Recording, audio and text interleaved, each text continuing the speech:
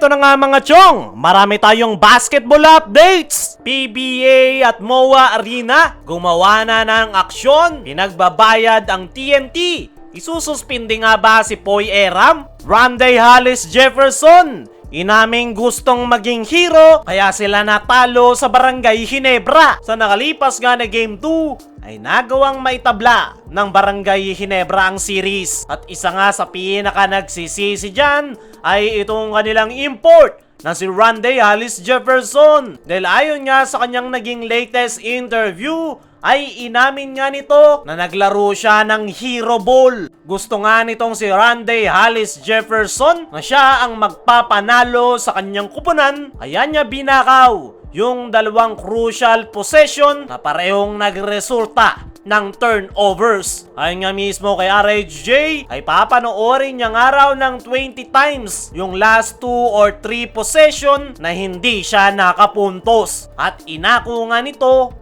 yung kanilang pagkakatalo. Nabanggit nga rin nitong si RHJ na wala siyang pake kung sermonan man siya ni Chot Reyes. Dahil dyan nga raw siya mag-grow pero hindi nga raw yan nangyari. Mukhang pati si Chot Reyes ay takot kay Randy Hollis Jefferson dahil nabanggit noon ni Chot na kapag nilalabas niya si RHJ ay sinisigawan siya nito. Para sa akin mga chong, yung nakikita nating dahilan kung bakit biglang tumaas yung ego nitong si Randy Hollis Jefferson sa nakalipas na Game 2. Kaya binakaw na nito yung bola at gustong maging bayani ng kanyang kupunan ay dahil nasira nga yung kanyang focus matapos yung depensang ibinigay sa kanya ni Stephen Holt, lalong-lalo na ni Jamie Malonzo. Si Stephen Holt ang unang nagpahirap kay RHJ sa first half kung saan hindi talaga nito pinaporma ang nasabing TNT import. Every possession ay nakadikit lang si Stephen Holt para hindi makabuelo si RHJ.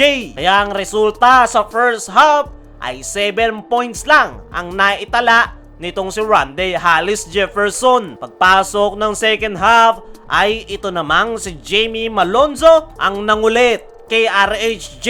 Gaya ni Holt ay nakadikit lang si Jamie para sirain yung laro ni Randy Hollis Jefferson at naispatan pa nga noong third quarter na may na-mind game ni Jamie Malonzo ang nasabing import matapos silang makasagutan at trash talkan. At dahil nga sa ginawa na yan ni Malonzo at Stephen Holt ay nasira yung focus ni Randy Hollis Jefferson. Sa sobrang gigil nitong makawala sa depensa ay more on turnovers nga yung kanyang nagawa dahil talagang nakafocus si Stephen Holt at Jamie Malonzo na i-lockdown ang kanyang laro. Kaya noong crucial possession ay tuluyan nang nawala sa game plan itong si RHJ at umiral yung kanyang ego kung saan gusto niyang maging hero kaya pinilit nitong pumuntos kahit pa 3 na yung nakadepensa sa kanya. Dumako naman tayo dito sa kabilang balita. PBA at MOA Arena gumawa na ng aksyon, pinagbabayad ang TNT.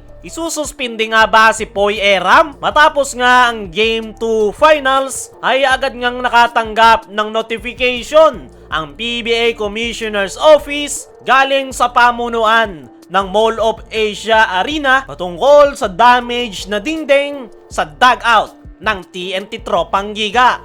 Ayon nga mismo kay Kume Marshall ay agad nga raw nagsabi sa kanila ang MOA ilang oras matapos ang Game 2. Meron nga raw silang procedure na susundan. Lahat nga raw ng nasira ay ibibil ng venue sa PBA at saka nga raw nila yan ito-turn over sa TNT kung saan sila nga yung magbabayad sa danyos na nasira sa loob ng game venue. Ibig sabihin nga lang yan mga chong, TNT Tropang Giga ang magbabayad sa mga nasira.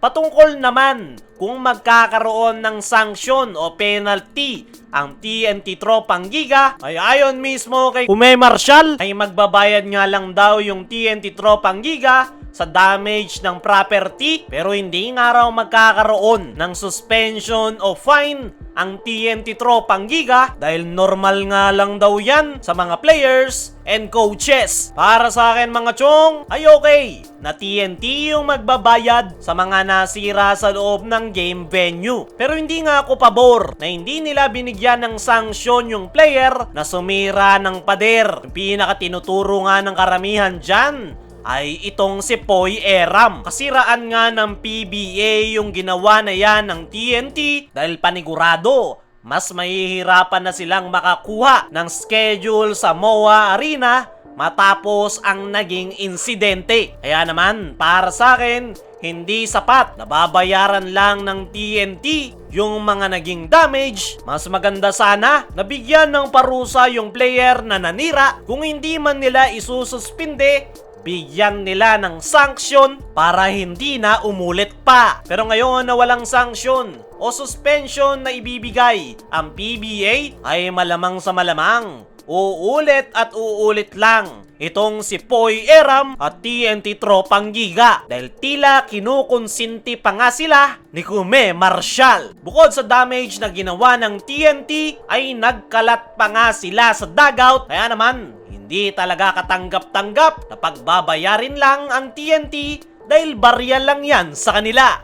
Kayo mga chong, ano ang masasabi nyo na pagbabayarin lang ng barya ang TNT at walang sanksyon ng mangyayari? Ano rin yung masasabi nyo na aminado si RHJ na nagbida at gustong maging hero? I-comment mo lang dyan sa ibaba.